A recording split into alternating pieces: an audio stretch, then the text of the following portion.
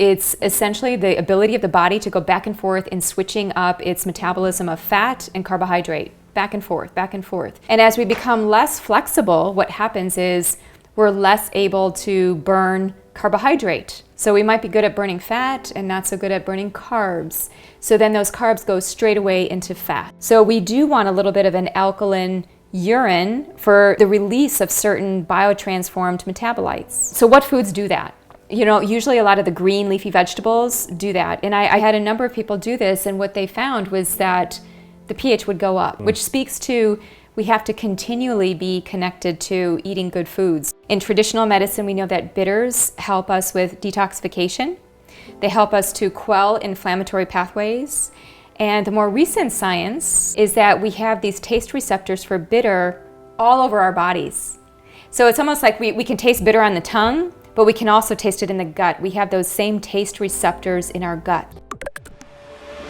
Hey everyone, it's Mike Mutzel here with HighIntensityHealth.com. Super excited to be live with Dr. Deanna Minich to talk about her new book, Whole Detox, which I've been reading actually in the sauna. That's why it looks a little bit beat up, but I thought it was apropos to really explore these different topics, Deanna, about detoxification while I was detoxing, and it actually I was just going to say, you were doing the right thing with the right book. Right. So what resonates and stands out to me, and I think our listeners when they purchase the book, is all the spectrum of colors. Yeah. So let's launch there and kind of talk about colors and the deeper meaning in our food and our health and how we can improve our body. Oh, I love that question, and I can go on and on about color. I love color. I think I have to tell you a little bit about my personal story just so I can launch into how I got to this place of color, because I wasn't always into color.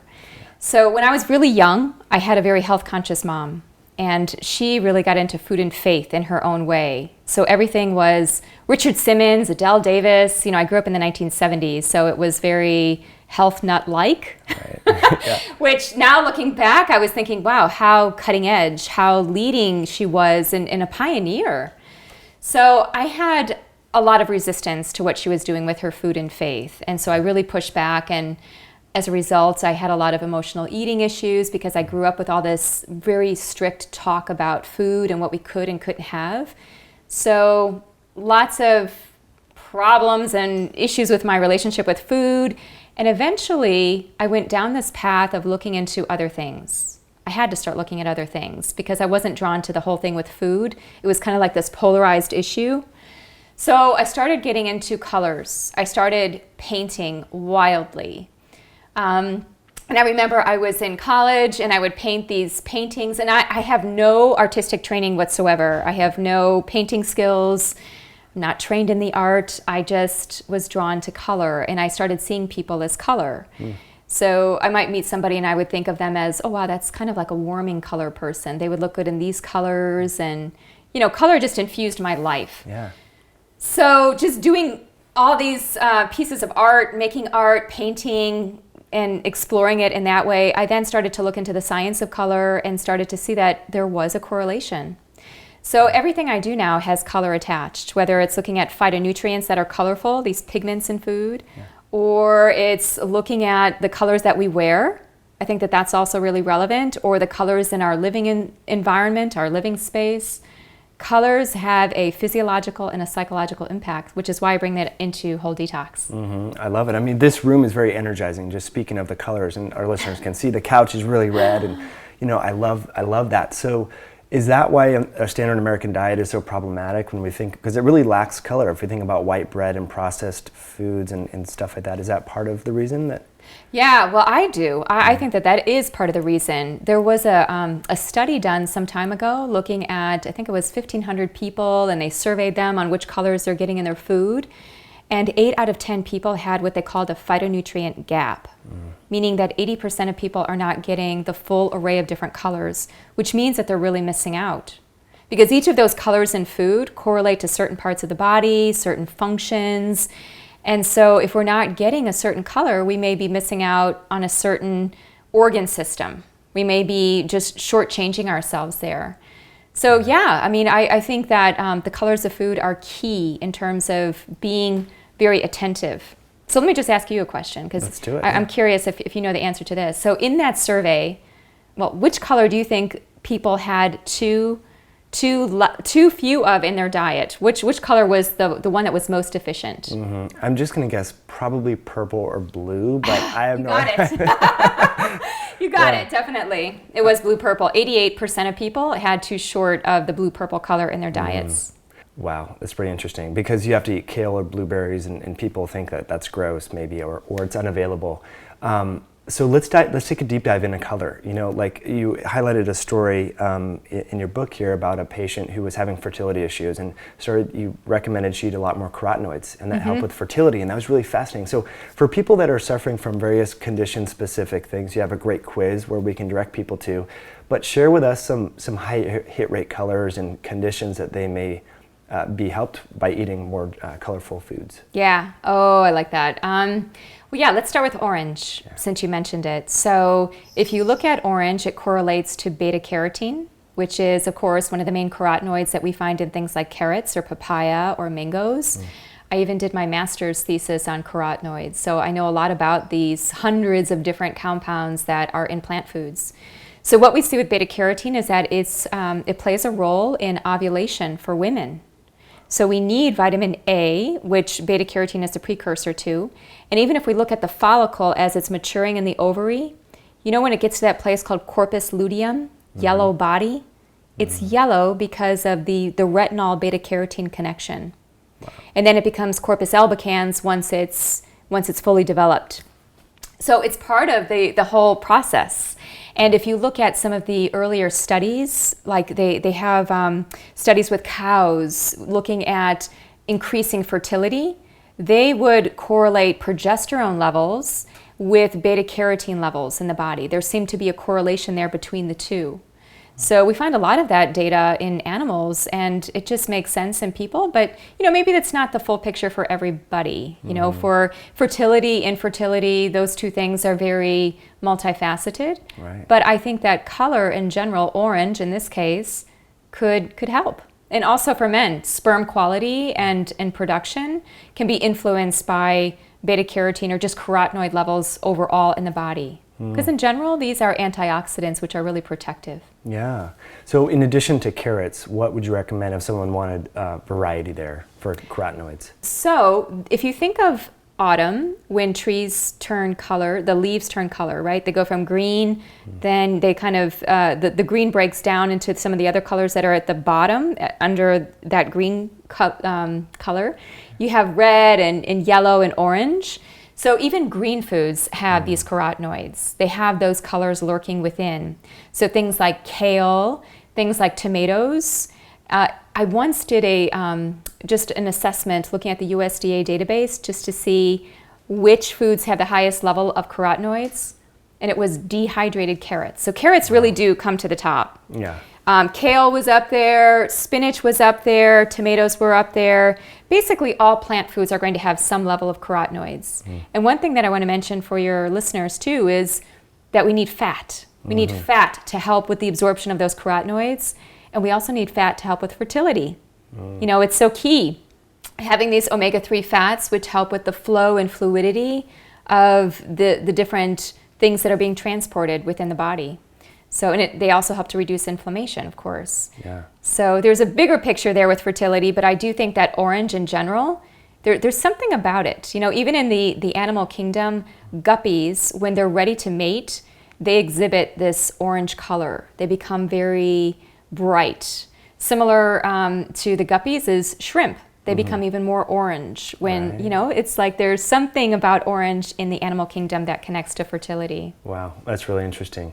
Yeah, I think salmon too, when they're really that's more of a pinkish, but I know that they can be a little bit orange there. But let's go back to the purple and blue, like you mentioned. Yeah. And I think we were talking offline about the brain. So there's some research that purple and blue, I think, can help with cognitive function. We all want to keep our brains operating at a high level. So any data there and foods that we should be thinking of? There is definitely some data there, and that data comes primarily from Tufts University, is to the best of my recollection. They had a number of different papers.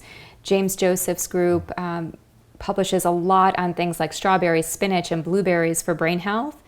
So some really nice data to show that these blue-purple compounds in food are not just antioxidants, right? Because antioxidants, what does that mean? It just means that they're protecting the body or the cells. but that these compounds make their way into certain parts of the brain that are responsible for learning and memory. So, and I know, Mike, that you have educated your audience very well on things like cell signaling and protein kinases. These blueberry compounds go in and change cell signaling patterns as it relates to brain activity.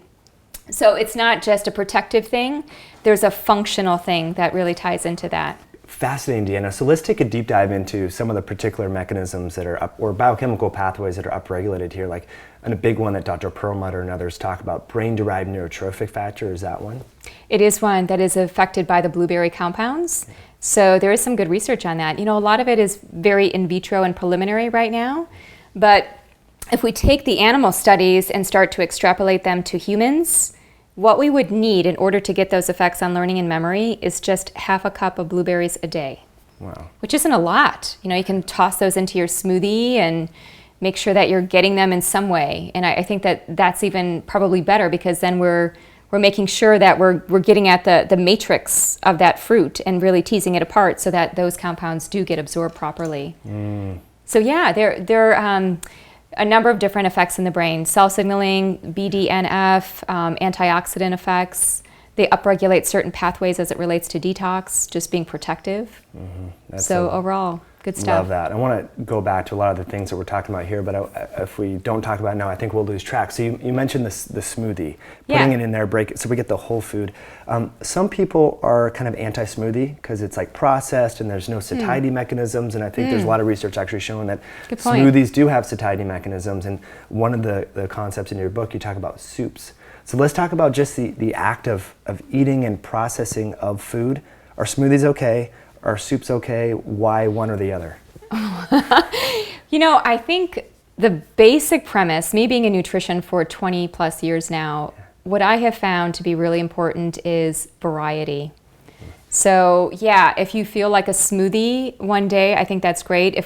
I don't think we need to be doing smoothies every single day of our lives in order to be healthy. I think we have to pay attention to our body signals and where we're at with that. So soups I like, in part because much of that is already digested for us. So through the warmth, through breaking down a lot of the fibers, and then we get some of the synergy of those food compounds coming together. Barbara Rolls and some other people, some other researchers have done some nice research around eating soup and how when we eat soup, we tend to eat less food than if we were to have those same calories in the form of physical matter, like a sandwich or casserole.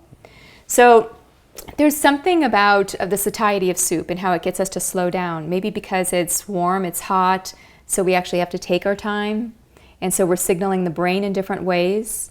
And within the Whole Detox program, when I'm focused on soups, I'm talking about the truth system, which is all around this mouth area. It's not just what we eat, it's how we eat. And I just want to comment to what you said about smoothies. One of the things, and you'll appreciate this because you're a big microbiome person, so one of the things with smoothies is I think we're gulping them and we're not really taking time to make sure that we're interacting with our microbiome in our mouth. So we're not breaking down those green pigments, those nitrates that are in our green leafy vegetables, to nitric oxide, and that is primarily done through bacteria, right? So we have the nitrates going to nitrites, going to NO, and so the bacteria, we start that process in the mouth. We don't want to wait until we get to the gut because we don't know all the interactions, right? So what I tell patients is chew your smoothies. Even if you have to spoon them out, do that in a very mindful way. Oh, that's beautiful. Great advice, sir. Yeah, I think people do slam it or they're in the car, right? Because they make the smoothie at work or they put it in the shake, and so that's totally mindless. So that aspect is really, I mean, there's a lot of research there. Like everything that we're talking about, there's documented research showing that. So mastication and a lot of good data on soups, and I like how you talked about that. But one thing that comes to mind, and we talked about this offline, is you mentioned cleaning the mouth. And we talked about truth and people that when they lie, they tend to have to go brush your teeth and do this over. So share with us, I think that's really important. There is some interesting research around that. So just a few studies, and I believe they were done in Germany, around having people deliberately lie about something and then monitoring their choices on a task that would follow. So what they found versus a group that would lie, a truth-telling group, was that the lying group would feel the need to just get clean. They had to like brush their teeth or do something that would purify them.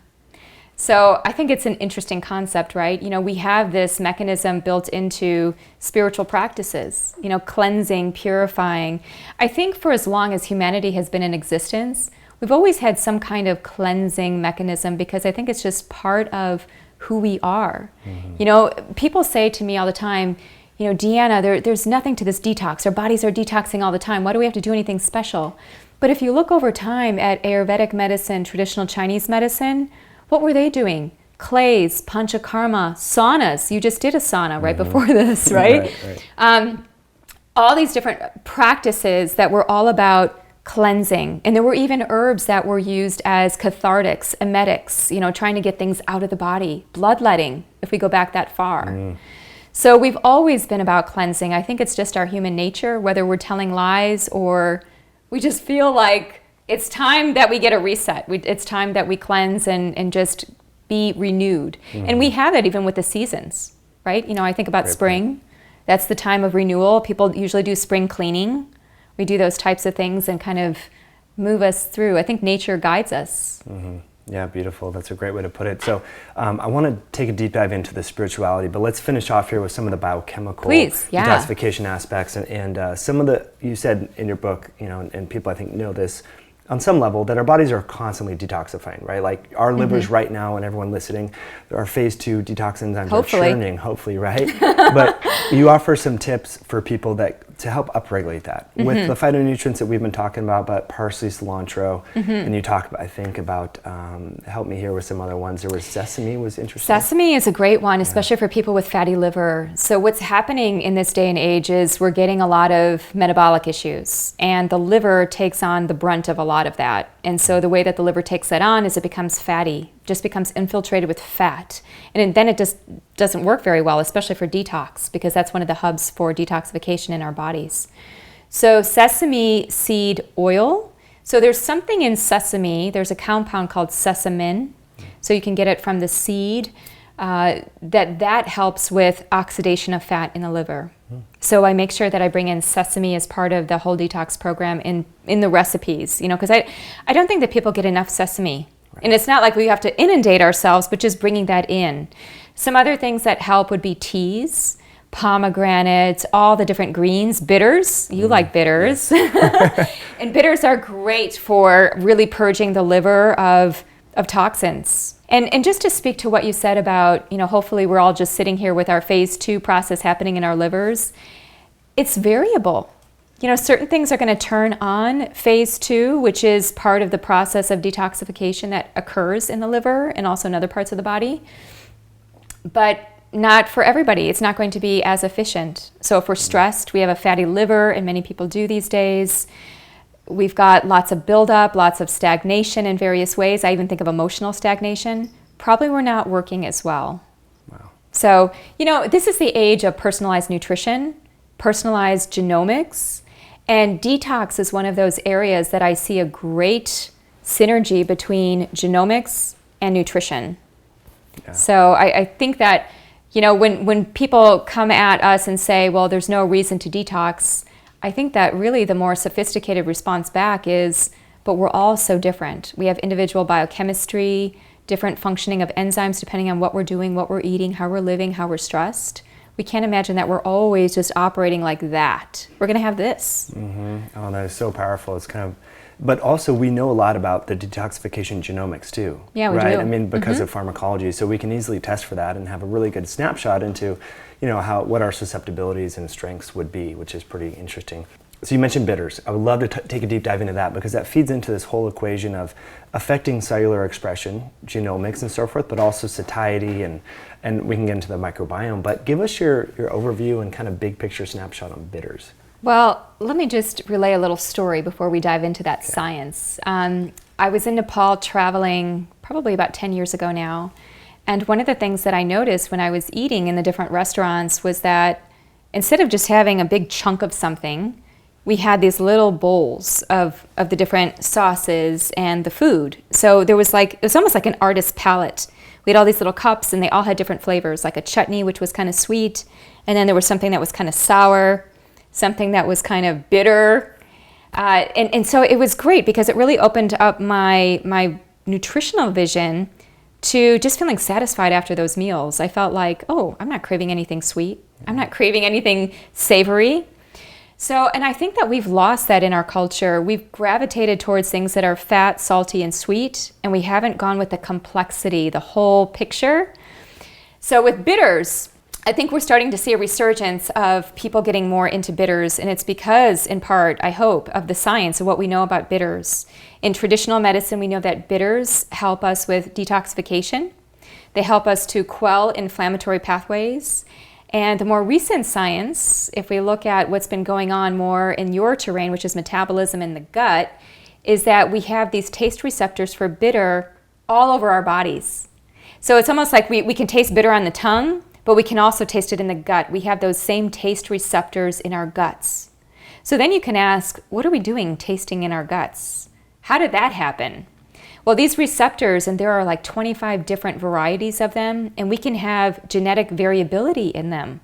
You know, what you were just speaking to with detox and with SNPs, single nucleotide polymorphisms, we can see that as well in bitter receptors.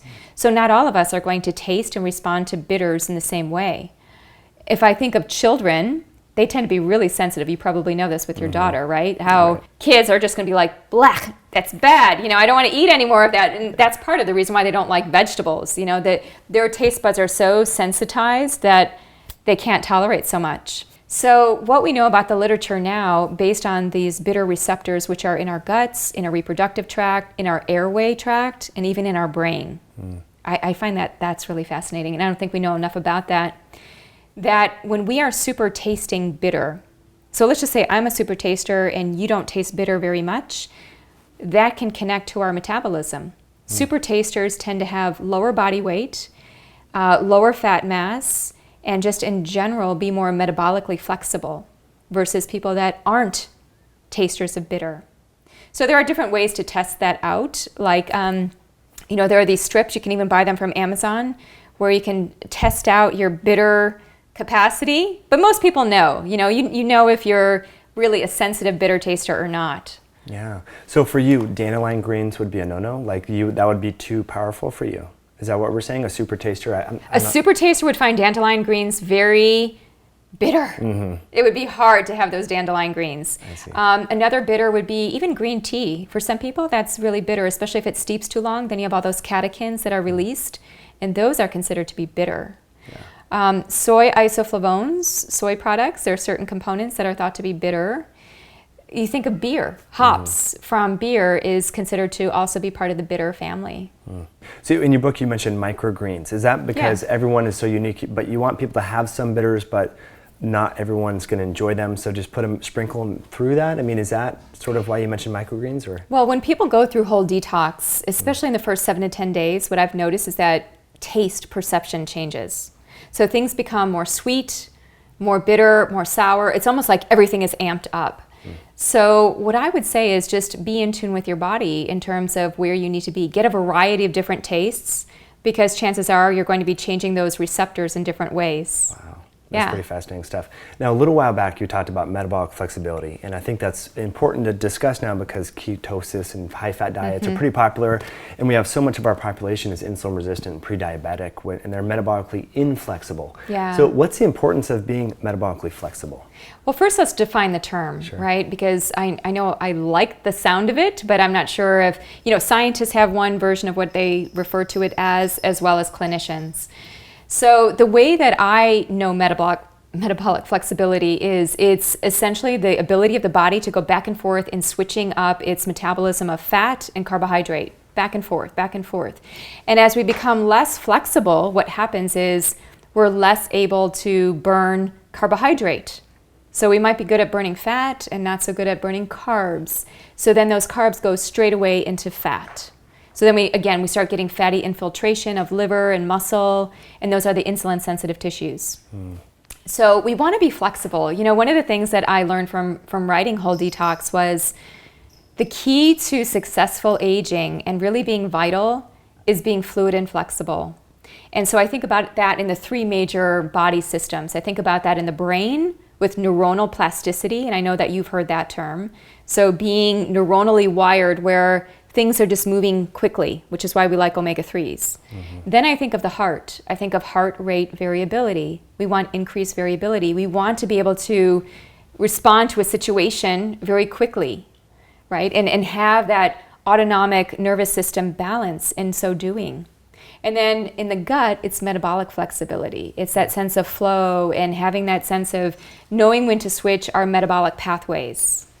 And Dr. Bland and I did some work on that together. We even wrote a review on that, looking at all the different nutrients, things like berberine, things like, so many of them, ginseng, cinnamon, all these different ones which help us with metabolic flexibility because they're tapping into those individual cell signaling pathways that are allowing us to burn fuel correctly. Yeah, that's beautiful. Yeah. That's great. You highlight these in the book as well. And one thing that you and Dr. Bland talked about was being in an alkaline state. And you talk about this in the book and the importance of alkalinity for proper detoxification. And I think that's people are not talking about that. I think it's really important how the enzymes need to be in the right pH so your body can eliminate the toxins. You want to speak to that? It's true. Well, I think we need acid and alkaline. And the body is supposed to have its wisdom to make those compartments in those ranges. Like the stomach likes a really acidic pH. And if we look at the rest of the body, if we look at the blood, it's right there on the border, right? 7.5 around that area. So one of the things that he and I were looking into is how does taking in certain foods change our alkaline status as assessed through the urine? So you can do that through the saliva, you can do it through blood. The blood is always going to stay very constant. It's very tightly regulated. But things like saliva and urine are not. They have a much more broad range.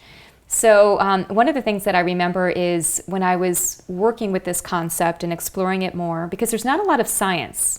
There's some science in pharmacokinetics as it relates to the release of certain metabolites through kidney resorption. And so as part of that resorption process, so when a toxin is being filtered out of the kidneys through the tubule, it has the opportunity to be taken back up into the body, similar to the gut. And if we don't have the proper pH, then it may be taken back up. So we do want a little bit of an alkaline urine for the release of certain biotransformed metabolites. So, so what foods do that? Usually a lot of the green leafy vegetables do that. And I tested myself, and you can test yourself. Everybody can do this. You buy some pH strips, and you can do that at a pharmacy or just even online. Very easy, very accessible. You sit down with a plate of broccoli that you've steamed, and it's all bright green. You eat it, and then for about 4 hours thereafter, don't eat anything, don't stress yourself, just kind of lay low, and take the pH of your urine all throughout that time. Because I had a number of people do this, and what they found was that the pH would go up. So the urinary pH is usually about 5.5 to 6.5, and what I saw were increases all the way to 8 of the pH of the urine. But it starts to go back to its normal pH usually after that 4-hour time frame, which speaks to we have to continually be connected to eating good foods. Just doing it one time a day is good. We have to start somewhere, but it's much better if we can do it incrementally. And you talk about in the book too, eating for your intuitive eating, not just eating because you heard that it was good to eat every 2 to 3 hours, but really getting in tune with your body. And if you're not hungry, then don't eat. And so that I guess this is a two-part question, and we can tie in intermittent fasting and how that kind of affects metabolic flexibility. And should people skip breakfast or should they skip dinner? And I think you're a big fan of fasting for 12 hours. So maybe let's talk about those two, intuitive eating and fasting, and kind of the science we should know. So in Whole Detox, I talk about intuitive eating when we talk about the insight, which is all about being connected to your sense of intuition. So when I'm talking about intuitive eating, it's rather than go to a prescriptive protocol, throughout your life, eating in a certain way, as somebody has mentioned to you, or some just some formulaic approach. It's really just being in tune with that moment and really centering, being grounded, and then assessing what do I need to eat now, if anything, and knowing when it's time to stop if you are eating. And that's not easy for a lot of people. In fact, many people with chronic diseases are out of that sense of intuitive eating and those impulses we have. So I think doing a program to get a little bit more balance before we tune into that, because sometimes it's not our intuition. Sometimes it's pathology talking. So we have to make sense of, is it intuition or is it pathology? Well, if it's for a cookie, a brownie, or something, you can probably surmise that it's probably more the pathology than the intuition. Right. And as far as intermittent fasting, we talk about that within Whole Detox in the spirit phase, which is all about letting go of some food. And we do that at the end of the program. So I do talk about a 14 to 16 hour fast. Not everybody can do that, in which case a 12-hour fast is also really fantastic. I think just giving our mitochondria, our bodies a break, even our gut a break from the continual processing of food is so important. Now, for practical purposes, do you recommend doing that at night? Like having an early dinner and then just not having any snacks and kind of a later breakfast? Or with your clients that you've worked with, I know you have a lot of great stories here, what have you found in terms of compliance and clinical success? It really depends on the person. Some people are more night people and they're not breakfast eaters. You know, I have a number of clients that I've had over the years who say, I'm not hungry in the morning. So I work with their rhythm.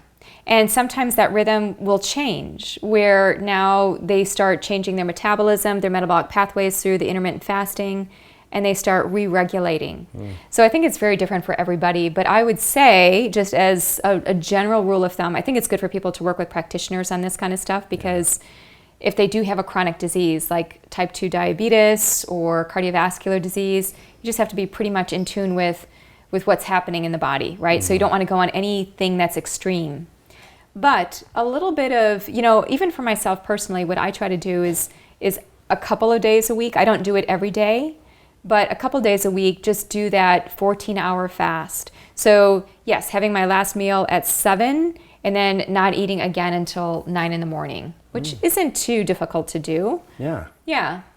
It's one of those good stressors. And we talked about the sauna kind of jokingly, but like thermal stress and social stress, like giving a presentation in front of a group, exercise stress, and then going without food and seeing if your body can react and upregulate those pathways. I think we call that xenohormesis, as you know. Yeah. It makes good sense. And that's, I think, too, what a detox can do for people, is give them that little bit of stress where they withdraw from things. But with Whole Detox, I also bring in a lot of things. And I think many times with detoxes, we think so much about the withdrawal, which is good because it's a hormetic effect. But then what do we replete and what are we replaced with? And how do people feel nourished in the process? So I think that's, it's the yin and the yang. It's a way to bring them both into balance. That's awesome, Deanna. One of the things that you talked about removing and adding things to the equation, and what you add to this whole conversation of detoxification is the mind, body, spirit. And I know I'm going to get this wrong, but you said something to the effect in your book about you can eat the best diet in the world, but if you're saying negative things in your mind and thinking negative thoughts, you're probably going to express some sort of symptoms of dis-ease. So let's kind of give our listeners an overview of the mind, body, spirit and how to optimize that. Yeah, great question. The science would tell us that there's no separation between mind and body, that the two are so interconnected. So if I'm sitting there with this plate of greens, colorful plate, all nutritious food, but yet I'm thinking very toxic thoughts, or I just had an exchange with somebody and I just have all these feelings coming out, then I'm not really getting the full benefit of that meal.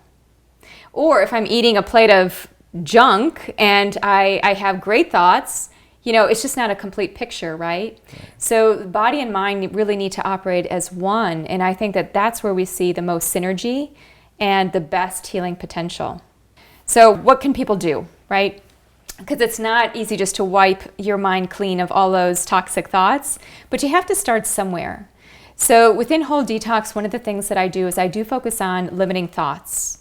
Everybody has them. And in fact, we share limiting thoughts, whether it's I'm not worthy, I'm not enough, I'm not, fill in the blank, whatever it is. I'm not blank enough, good enough, pretty enough, smart enough, fit enough, whatever it is, right? We always have that place of lack.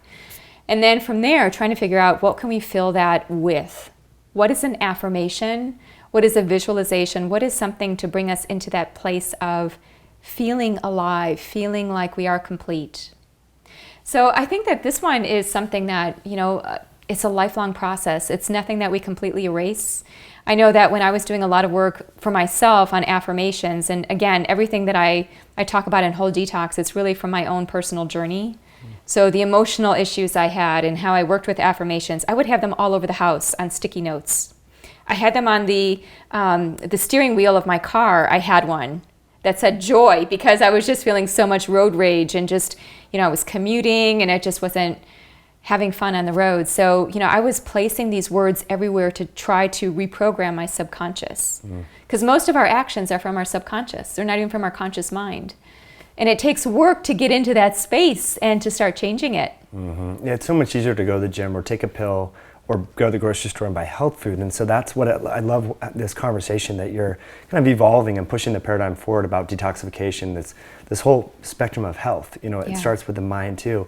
So let's talk, you mentioned affirmations, and I think that's beautiful, putting sticky notes and vision boards and things, but what have you found to be effective for people? Like, do you start with yoga and meditation? I think yoga was really profound for you. Heart math, to kind of get reconnected, where would you guide people? Yeah, I see it as a buffet. Since I'm a nutritionist, I'm always thinking in terms of food. So I see it as a buffet. And I see 7 things in that buffet. And I would say to you, Mike, what do you feel drawn to? Is it doing some emotional work, doing some work on thoughts, and really personalizing the process, which is why I have the spectrum quiz for people to kind of get into that space and figure out which color is imbalanced. And then based on the color, then they can go to that modality.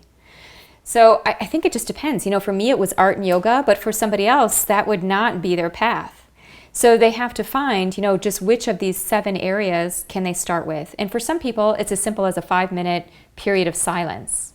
Maybe it's not even meditation. I have some friends, some practitioners even, who have such a busy mind that they couldn't even think about meditating. Right. So that's not their thing, but maybe meditation for them is taking a walk in the forest, or maybe it's knitting. I see people sometimes on lectures and, they're kind of in the zone of just, they're quilting, knitting, and crafting, but it's their right brain, left brain are working together. So, what I would say is start small. And if we look at toxicity as anything that stands in the way of our growth and our health and our potential, then what is one small thing that we could do in order to release that barrier or just soften it a bit? So maybe it's buying purified water, getting a filter at home for your water system, or maybe it's starting to say no to commitments that come your way. There are all different things that one can do. I know that in Whole Detox, I have it laid out so that it's very programmatic, so that people can start to get acquainted with these different modalities to see what they feel drawn towards. Some people haven't had that degree of sampling of all these different techniques, and then with the community sharing in that experience. It's fun. That's beautiful. Let's talk about the practicalities of community. So does that mean, what I've used with some of my clients is telling them to put everything on social media.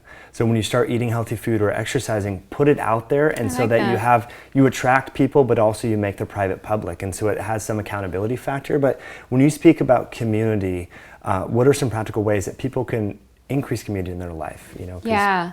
Well, first they have to know which communities they have in their lives. So just making a list. So is it a church community? Is it a book club? Is it a meetup group? Is it a functional medicine community? We all have, is it a friend network that all goes hiking together every year? Is it family? Is it pets? We have all these communities. So first understanding which communities we have, and then thinking about how often we interface with them.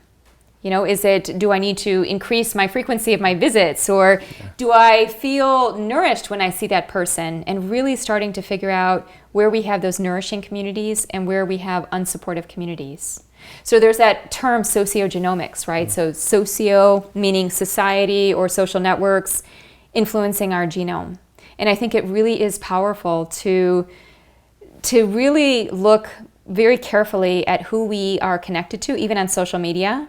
And I've even been doing this with my emails, and I look at, what's in my inbox? Do I need to subscribe, unsubscribe? Everything that comes your way, just be evaluating, because you're connecting into these communities. So even when we align to a certain eating style, if I was a vegan or a paleo, there are certain communities around eating. And I think in part that's why people love to follow a diet, because it gives them a community. And we're just at loss for a community, I think, in this day and age. We really don't have that sense of bonding like we have, because people live so far away and there's so much going on in everybody's lives. And so just doing one small thing, like for example, for me, when I first moved here, and I live in a more rural area, as you know, I started a meetup group because I was thinking I need to find other people that are into eating and living. So why don't I create a meetup group around healthy eating and living? And that's what I called it. Awesome. So I connected with, and I think I have like 115 different people in this meetup group. Who would have thought, in where I live, that there would be all these people that are interested. So sometimes we have to put forth the effort. Sometimes we have to go and find those inroads, because social isolation and being lonely, if we look at the science, leads to chronic disease. It leads to inflammation in the body. So we want good social healthy networks. Yeah, I mean, it goes back to what we talked about with toxic thoughts. I mean, you can eat the best food in the world, but if you're just isolated, it's going to be a problem, for your biochemistry. So I love it, Deanna. We have a couple final questions that we ask every guest on the show, but before we do, anything that we didn't get to share or discuss that you want to, kind of parting words maybe about your book? I know you have a quiz and stuff like that where people can learn a little bit more about that. But yeah, that would be one thing if people want to see kind of how everything moves and how it's in motion in their lives. Go to whole-detox.com. You'll see an option for a quiz. You can just do it online, and then you'll get at the end a little graph, and it'll show you where you stack up. And then you can download a report that will help you to make sense of all these different areas. And of course, buying Whole Detox and kind of understanding a little bit deeper what you can do with some strategies would be good too. Love it. Yeah, so we'll have the links to that quiz also, and your book on highintensityhealth.com/drminich. So let's have some fun here. Final question. So we want to get to know you a little bit better, Dr. We should Minich. have done this to start. Yeah. So let's talk about your morning routine. So Okay. you have a very successful practice. You're an author. You coach a lot of practitioners. We want to know kind of what you do in the morning and how that sets the blueprint for your day. One thing I do is I make sure I get enough sleep. So I do sleep my 8 to 9 hours a night. I try not to let anything stand in the way. And before I wake up, I'm laying in bed and I'm really just kind of doing a body scan and just really coming into that place of being centered and grounded. After that, I would say I just kind of, it depends. Sometimes I'll just go, I'm hungry and I want some kind of food after that, and so I'll go into the kitchen, I'll make something, or I'll take a shower, or I'll jump on email a little bit, or I'll go for a walk outside. I don't like to get too regimented with things because then you kind of get set in this groove, right? And I like to keep my neurons plastic, so it could be any number of things. Oh, that's awesome. Yeah. You keep it variable. Yeah, some people are very routine, structure-based, and some people, I think that's awesome. Well, when I was in school, I was like that because I had to be. Right. But if I don't have to be, I would much rather kind of go with where I'm at, and not everybody has that luxury, but I kind of like just kind of feeling out where I'm at. Do I need to go for a walk or do I need a smoothie? That's really cool. It goes back to like being metabolically flexible. Yeah. Your routine is flexible. That's great. So if there was one herb, nutrient, or botanical that you just could not live without, this could be a specific ingredient in a supplement, this can be a piece of whole food, just something that you would frequently recommend your clients or people and that you personally just couldn't live without. Wow. I have this principle or this philosophy around supplements that I believe it's really important to not get stuck in the groove of taking any one thing all the time. I think it's good to have like 3 weeks on, 1 week off. And so I like to do this with my body as well, because I just have a sense that my body's just not recognizing things as well if I'm doing it all the time. So that's a difficult question, but I suppose if you were to say, like if I was stranded on a desert island and I really only had one thing to take, I would be probiotics. I would be getting my vitamin D, so I don't have to think about that. But there's something about probiotics that I just think, safe for many people, and it's so pivotal to our whole physiology and psychology, actually. Yeah. So probiotics. Love it. That's really great. Any strain or genre in particular that you're excited about because how it affects detoxification, perhaps, or mood? That's a good question. There are some studies now that show that probiotics can help with detoxifying heavy metals. So there was even a study of Tanzanian women where the women that had the yogurt with the probiotic had less mercury and arsenic, and I believe even lead, than the group that did not have the probiotic yogurt. Wow. So I think about that. As far as a specific strain, again, if we're into flexibility and variability, I like multi-strain. The ones that I have are all multi-strain. But I do think that for certain chronic conditions, it might be good to target just like one strain if there's good science on it. But as far as just picking my favorite strain, I think that, again, it's about the community. Yeah, I love that. That's really awesome. So Deanna, final question here. If you were to bump shoulders with Barack Obama in an elevator, or a future president, or someone from the World Health Organization, and you just had 30 seconds to share with them one lifestyle or health tip, bend their ear a little bit, what would that health or lifestyle tip be and why? Colorful food to everybody. It's such an easy thing that we can do for the whole country, is just to target more colorful food in schools, in hospitals. Oh my gosh, enough of the brown, yellow, and white foods. And let's give kids and people that need it a full array of different foods. And if I had time with him to go on to say clean, colorful foods, I would do that too. Right. How do we clean up and get rid of a lot of these toxic chemicals in our environment, get rid of Roundup, get rid of GMOs, let's clean up our food supply and let's make it colorful. That's what I would say to him. And I bet he would agree. Yeah, we hope. That's amazing, Deanna. So I really love talking with you. Your book is awesome, Whole Detox. Folks can get the show notes and links about this. But also, if people want to connect with you online, you have a couple different websites. You mentioned whole-detox.com, but how else can people learn more about your work? Sure. DeannaMinich.com is the website that has all the stuff that I'm doing these days. But yeah, if you want more information on just Whole Detox, whole-detox.com. You can do the quiz, you can order the book. It's all right there. Awesome. And find me on Facebook too. I've got great tips there. I've got a Whole Detox page, as well as my Deanna Minich page, and I love just posting a variety of different things, inspirational and informational. Yeah, it's very colorful too, by the way. Of course. Yeah, awesome. Thanks so much for coming on, Deanna. Really thank you. Appreciate it.